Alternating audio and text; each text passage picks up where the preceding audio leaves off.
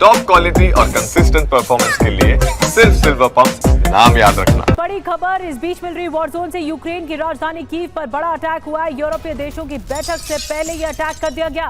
Kyiv पर missile और drone से प्रहार हुआ है।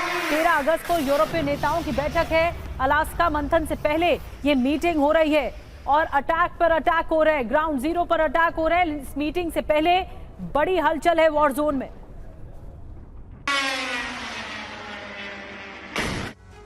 तो पुतिन ने प्रण ले लिया है, आज कीव दहन होगा। रूस के कीव में मिसाइल ड्रोन से हमले जारी हैं और कीव राजधानी है यूक्रेन की। स्तावरोपोल पर यूक्रेनी हमले का जवाब दिया गया है। अलास्का मंथन से पहले सबसे बड़ा हमला है। बड़ी बात क्या है? यूरोपीय नेताओं की होने वाली बैठक पर पुतिन नाराज दिखाई दे रहे हैं। अलास्का मंथन से पहले कल यूरोपीय नेताओं की मीटिंग है और इससे पहले अटैक हो रहे हैं, इसीलिए एक बहुत बड़ी चिंता है। बड़ी खबर क्या है? रूस यूक्रेन युद्ध के बीच अमेरिका से एक बड़ी खबर आ रही है। यूक्रेन में रूसी कब्जे पर अमेरिका के पूर्व अधिकारी का बयान आया है। यूक्रेन में कब्जे वाली जमीन पर रूस का अधिकार है, ये कहा गया है। कब्जे वाली जमीन पर ज़ेलेंस्की का अधिकार नहीं है, ये स्कॉट रिटर की तरफ से कहा गया है। तो यूक्रेन में रूसी कब्जे पर यूएस अधिकारी का बहुत महत्वपूर्ण बयान है। आपको बताते हैं क्या कहा है, खबर क्या है। रूस की शर्तों को पूर्व अमेरिकी अधिकारी ने समर्थन दिया है। पूर्व खुफिया अधिकारी स्कॉट रिटर ने रूस के समर्थन में बयान दिया है। यूक्रेन में कब्जे वाली जमीन पर रूस का अधिकार। 2022 के जनमत संग्रह ने रूस को संवैधानिक अधिकार दिया। ज़ेलेंस्की परिणाम को बदलने के लिए कुछ नहीं कर सकते। रूस का कहां पूर्ण कब्जा है, अब आपको ये बताते हैं।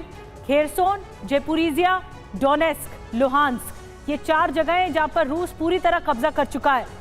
जल्द कहां कब्जा होने वाला है? मिकोलेव, ओडेसा, चर्निहिव और पोल्तावा, ये 4 जगह और हैं जिन पे रूस कब्जा करने की मंशा रखता है।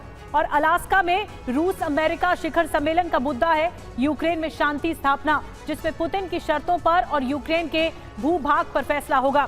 लेकिन हैरानी की बात यह है कि इस फैसले में यूक्रेन की सहमति नहीं पूछी जाएगी। यही वजह है कि यूक्रेन समेत यूरोप ने ट्रंप के खिलाफ बगावती तेवर अख्तियार कर लिए हैं। लेकिन इस बगावत का अंजाम क्या होगा, देखिए इस रिपोर्ट में।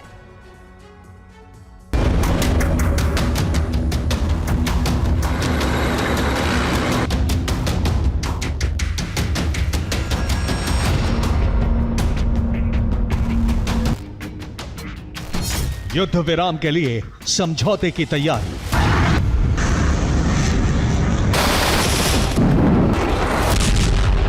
ज़ेलेंस्की के बिना यूक्रेन पर फैसला।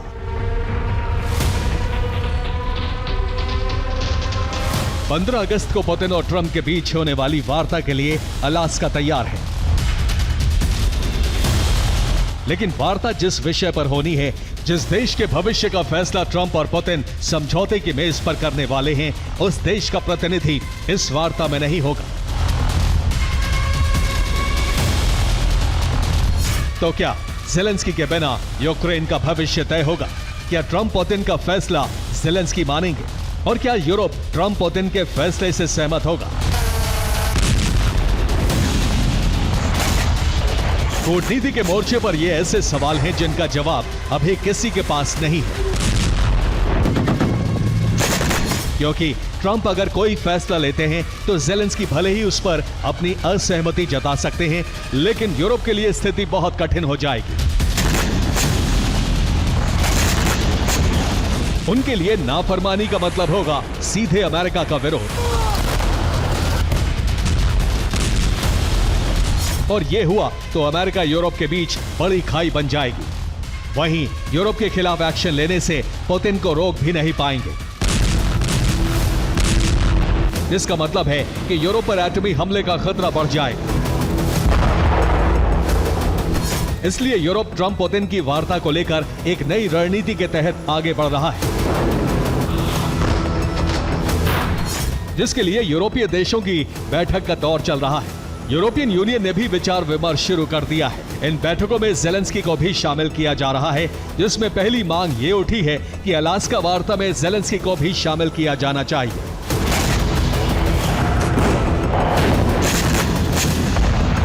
हालांकि ये मांग जायज भी है, क्योंकि जिस देश पर फैसला होना है उसके प्रतिनिधित्व के बिना उसके भविष्य का फैसला करना उस देश के अधिकारों का हनन है। तो क्या अमेरिका अपने प्रभाव का इस्तेमाल कर रहा है या फिर कोई मजबूरी है? जवाब जेडी वैंस के बयान से मिलता है।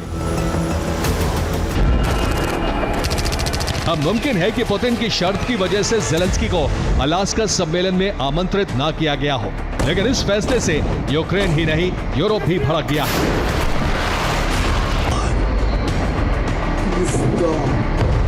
क्योंकि यूरोप ने इसे पुतिन की शर्तों पर ट्रंप की नरमी मान लिया है,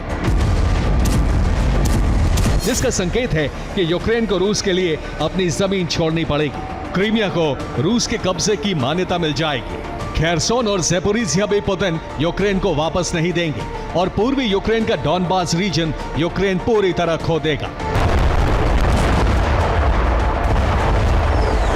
यही वजह है कि यूरोपीय देशों ने ट्रंप पुतिन के अलास्का शिखर सम्मेलन के खिलाफ मोर्चा खोल दिया है, जिसमें सबसे पहले जर्मनी ने मोर्चा खोला है।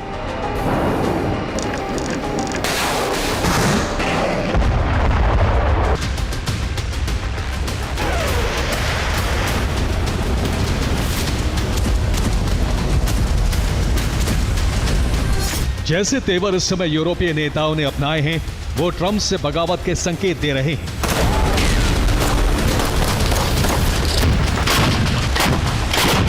लेकिन इसका मतलब ये नहीं कि ट्रंप यूरोप के दबाव में आएंगे। यानी अमेरिका वार्ता के जिस स्तर पर पहुंचा है वहां से वापसी बिल्कुल नहीं करेगा।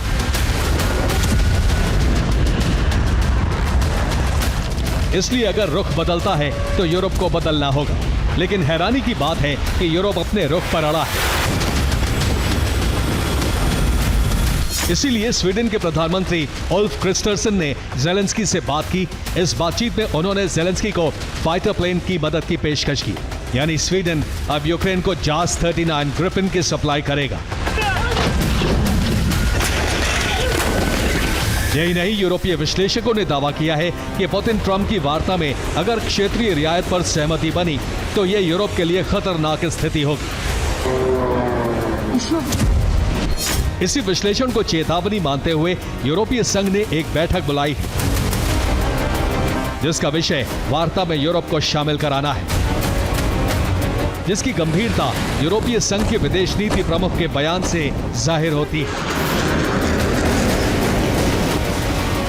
उनके मुताबिक अमेरिका और रूस के बीच किसी भी समझौते में यूरोपीय संघ को भी शामिल किया जाना चाहिए।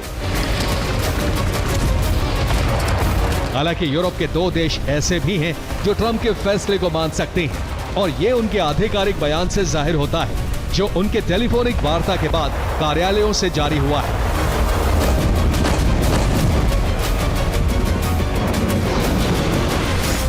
इसमें कहा गया है कि ब्रिटेन, फ्रांस संयुक्त रूप से यूक्रेन का समर्थन करते हैं, लेकिन यूक्रेन में न्याय संगत स्थायी शांति भी चाहते हैं।